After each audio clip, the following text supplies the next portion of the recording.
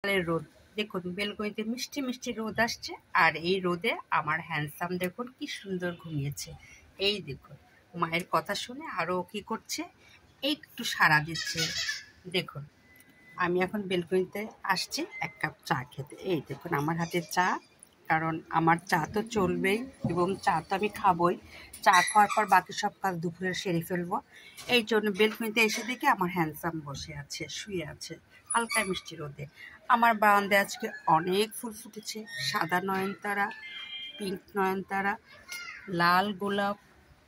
এই দেখুন গোলাপ, এটা আজকে ফুটেছে।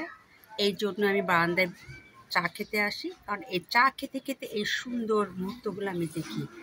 এই দেখুন একটা লাল গোলাপ, ওই দেখুন লাল গোলাপ আরও আছে।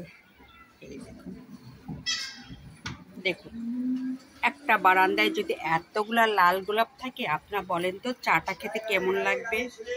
হেব্বি মজা লাগবে, হেব্বি টেস্ট লাগবে, হেব্বি শান্তি লাগবে। এই দেখুন সবগুলা লাল গোলাপ আমার বারান্দায় আজকে ফুটেছে। এই দেখুন, তার সঙ্গে থাকছে আমার এক কাপ চা।